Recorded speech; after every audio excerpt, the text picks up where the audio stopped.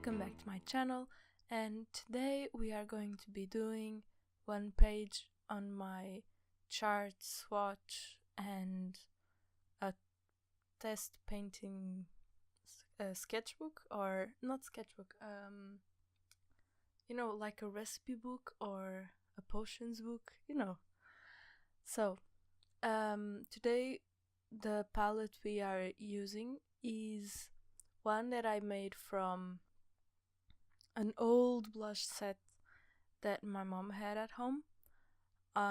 It's a little thin and it's just the perfect height for, or thickness, I don't know how to, doesn't matter. It's just perfect to house half pence, and it has like 1 or 2 more millimeters than that, and that is absolutely perfect to have a little bit of that tacky thing underneath so they won't just jumble around. So in this you can see I made 2 mistakes there. The colors are in the same order in the columns and in the rows, and then they just cross. When they cross paths, they are mixed together. And what I'm doing is the color that corresponds to each column has more pigment in the mix than the color in each row. I don't know if this makes sense, but you can see there where I mixed the yellow ochre with the burnt sienna, which is the first and the second color when you go in a diagonal thing. You can see that the mix underneath the yellow ochre has much more yellow ochre, and the one above the burnt sienna has much more burnt sienna. This is just a method I found works for me, because that means that instead of having a huge chart with 1 mix per 2 colors, I have 2 mixes per 2 colors, and it makes more sense for me. I don't know how it is for you, but for me it makes sense. It allows me to understand more how these colors work with each other, and yeah. So I'm going to say the colors that are in this palette in the order they are in the chart, and you can see that if you see the exact diagonal from the top left corner to the right bottom corner, you see that that's the order I'm saying the colors, because you will always have the pure the pure colors in the middle, because that's where they cross with each other. So the first one is yellow ochre from vangogh. The second is burnt sienna, also from vangogh. I don't know how to say it properly. Sorry. The third color is, if I'm not mistaken, permanent rose, or permanent rose by Winsor & Newton in the professional range. Potter's Pink by Winsor & Newton. And then the fifth color is a bit tricky, because when this runs out I will switch it for Perylene Violet, I think, because this color is no longer made. It is Purple Madder, and I bought it thinking it was still something that is made today, because there's this, my local art store was no longer has Winsor & Newton products, and so they were having a huge sale with their old stock, and for that reason I bought old tubes of paint. And yes, this one is beautiful. I love this color, but it's a bit sad that it is no longer made, but because it is purple matter, I can guess that it probably that the manufacturing was stopped because of light fastness issues. And since there are such similar colors like pearl and violet, it didn't make much sense. This is my guess because, mother is a root. Mother colors are made from the roots of the mother plant, and that is not a light fast pigment.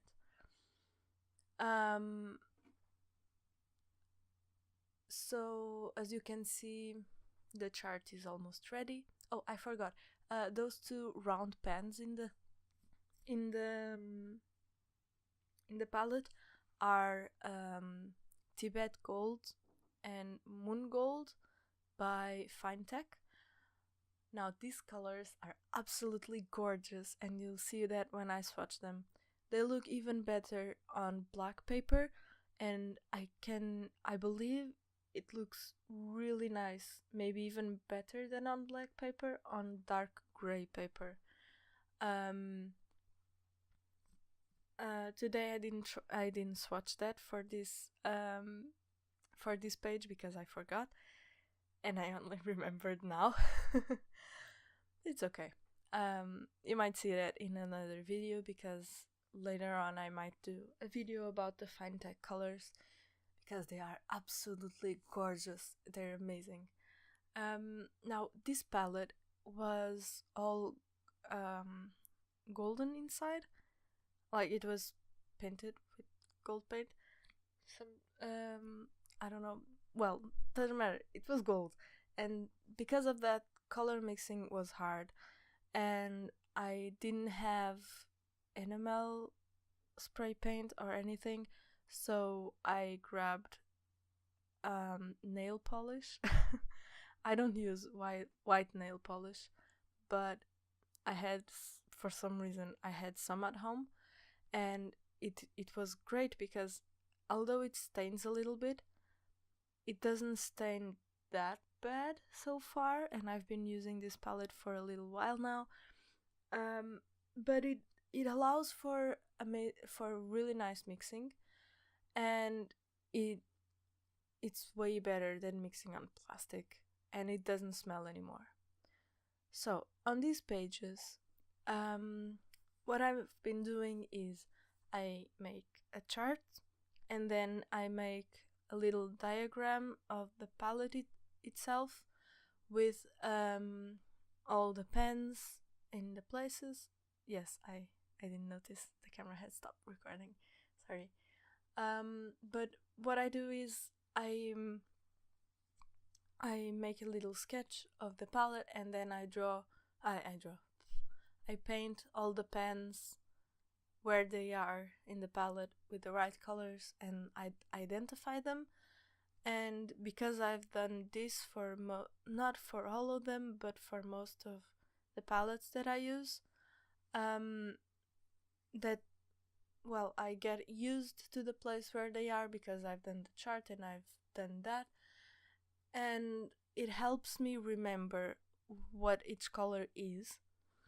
I will also later on write the pigment numbers for most of the colors. The vangogh ones I'm not sure because I don't have the little paper wrappers anymore, and I don't really know if the pigments are still the same. Excuse me. I don't know if the pigments are still the same because these paints are a little bit old too, but the hue is probably still the same even if the pigments change. And I'm saying this because, for instance, the Cotman burnt sienna used to be a PBR7 pigment like most burnt siennas, but nowadays it's a PR101, and that makes quite a big difference when you go on the chemical level. But I don't know. I can guess that this burnt sienna is probably a mix of PBR7 with PR101 because of the hue, but I'm not sure. Don't trust me on that. And this yellow ochre, as most yellow ochres probably, is either PY42 or PY43. What you can see now on the screen is that I'm mixing more, but what I'm doing here is I am trying to understand how many triads, like primary kind of triads, I can use using this palette. So what I have here is 4 colors that I could use as a red, so the burnt sienna, the potter's pink, the rose, the permanent rose, and the purple madder. I would use any of these as a pink, I'm sorry for my voice, this is getting it's very early in the morning. These are like, you are the first people I'm talking to today. Okay, so all of these 4 colors I would use in the place of a red or of a magenta, because I really like to use weird colors in the place of the primary colors. And the yellow ochre is the only yellow I have here, and the indigo from Mijello. No, not indigo from Mijello. This is Payne's Grey from Sennelier, sorry. I forgot to say that one before, didn't I? Well, the last one is a Payne's Grey from Sennelier. And that is the closest thing I have here to a blue. And as you can see, it makes weird and quite disgusting greens, but because of the mixes it makes with the pinks slash reds stuff things, because of those mixes it ends up balancing those greens, and because they are all together with those other colors that are also muted and strange, I think it makes a nice harmony, but that might be just me, I don't know. Let me know in the comments below if you also enjoy these kind of palettes. But this is one of my favorite palettes right now, and one thing I really enjoy doing with this is changing the mood of a scene or of a sketch because of using weird colors. And what I've been using a lot with this palette is, or doing with this palette is, I will lay a weird wash on a page with like 2 to 3, maximum 4 of these colors, and then I'll just keep that in my sketchbook, and when I go out or go just to my balcony or something like that, I'll take out the sketchbook and I'll do a sketch of what I'm doing, of what I'm seeing, or a little bit of the landscape or cityscape that I'm seeing, and I do the sketch in ballpoint pen, and then use the colors on the that I had on the paper to see where I'm going to place that little bit of what I'm seeing. And because I'm doing that before I sketch, that means that oftentimes the sky is pink, while outside what I'm seeing is a blue summer sky. And that changes the mood so much that I really enjoy it, because it makes me understand a little bit better how we perceive the mood through color, and it's very interesting, and I can't wait to experiment more with other weird palettes, and I am thinking that maybe I could do one of these pages maybe a month or something. I already have quite a few pages made of some of my favorite palettes, but maybe I can bring you some of the palettes that I didn't do here. I don't know. Let me know what you think if you would like to see more of this. And I'm very sorry for the shaky camera. That's what I have. And yes, I don't really know what else to say, except that I really like to do these things, and I really like this palette. And yeah, as you can see now, I'm doing something that I just regret so much.